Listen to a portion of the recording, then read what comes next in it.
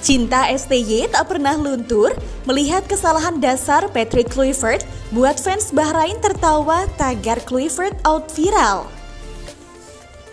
Kekalahan atas Australia hari ini membuat patah hati semua elemen masyarakat, entah yang mendukung langsung ataupun yang mengikuti laga di depan layar kaca. Bukan karena hasil yang mengecewakan, namun lebih dari teknis strategi yang dibuat oleh Kluivert dengan menggunakan formasi menyerang full. Alih-alih cukup pede untuk bisa menang di kandang Australia, anak asuh Patrick Kluivert ini justru kedodoran ketika Australia melakukan serangan balik.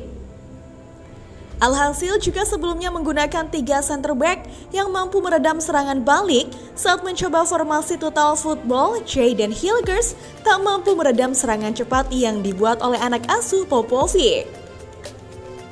Di lini depan, absennya Ragnar Oratmangun ditutup dengan masuknya oleh Romeni yang mencatatkan debut. Dan James juga mencatatkan debutnya di laga ini, menemani Rafael Struijk sebagai 3 penyerang. Awalnya cukup menjanjikan di 10 menit awal, timnas Indonesia terus menggempur pertahanan Australia. Salah satunya berujung penalti setelah Rafael Struijk dilanggar di kotak terlarang. Sayangnya, eksekusi dari Kevin Dix membentur Mister Gawang.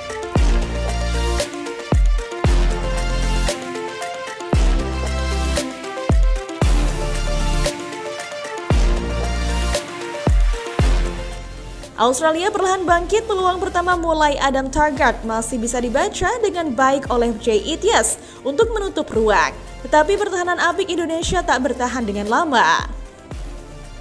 Tak perlu waktu lama, 2 menit setelah penalti, Australia menambah gol.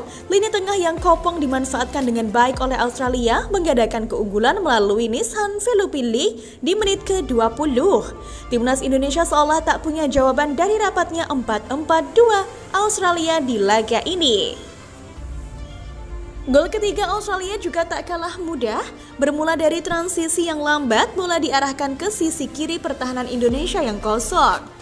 Martin Pai sudah mengantisipasi sepakan pertama dari Jackson Irvine, tetapi bola muntah tak mampu diamankannya dengan berhasil menjebol gawangnya. Skor 3-0 menutup paruh laga, permainan terbuka timnas Indonesia tak berubah di babak kedua.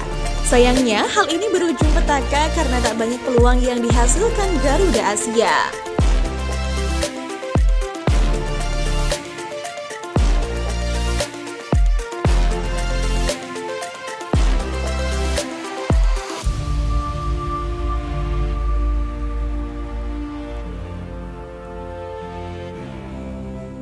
Australia yang nyaman dengan keunggulan 3-0 menambah golnya di menit ke-61 melalui Lewis Miller.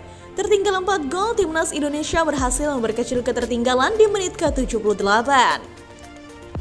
Sayangnya gol ini tak mampu mengubah apapun karena Jackson Irvine kembali menjauhkan ketertinggalan timnas Indonesia menjadi 5-1 lewat golnya di injury time.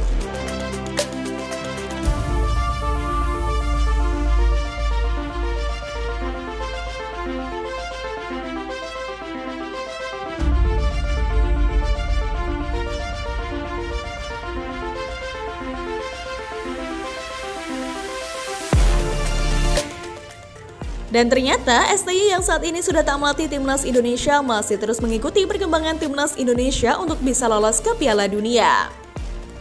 Shin Tae-yong menonton pertandingan timnas Indonesia versus Australia di kawasan Atma Jaya, Jakarta, Kamis 20 Maret 2025. STY tampak gelisah saat melihat Indonesia tertinggal dari Australia. Dalam kesempatan ini, STY sempat memberikan sedikit sambutan kepada supporter sebelum laga Indonesia kontra Australia dimulai. STY mengungkapkan bahwa ia sepenuhnya mendukung para pemain timnas Indonesia. Selain itu, STY juga menyebut para pemain timnas Indonesia tetap anak-anaknya meski saat ini dirinya sudah bukan lagi pelatih timnas Indonesia. Pasalnya rata-rata pemain timnas Indonesia sudah pernah dilatih oleh pelatih asal Korea Selatan tersebut. Dan setelah melihat anak asuhnya harus dihancurkan dengan skor telak 5-1, pria yang sudah mampu mengangkat persepak bolaan Indonesia ini terlihat tak tega dan menahan tangis atas raport buruk ini. Meski STY tak ingin berkomentar selepas acara nonton bareng ini, namun di raut muka STY terdapat kekecewaan yang cukup mendalam karena hasil minor ini. Apalagi ketika laga di dalam stadion secara frontal, para supporter Indonesia menyanyikan lagu khusus untuk STY bisa kembali berlatih. Apa yang dilakukan oleh supporter ini imbas kekecewaan mereka karena memang masih banyak basis supporter yang merasa janggal atas pergantian tonggak pelatih timnas Indonesia. Dan atas kekalahan ini diharapkan Erick Thohir beserta jajaran juga harus adil dalam mengambil sikap. Pasalnya masa depan lolos ataupun tidaknya timnas Indonesia sudah berada di ujung tanduk. Jika ini dibiarkan maka mimpi 300 juta rakyat Indonesia akan sengaja dikorbankan untuk kepentingan beberapa oknum yang tak ingin timnas Indonesia dilatih oleh STY.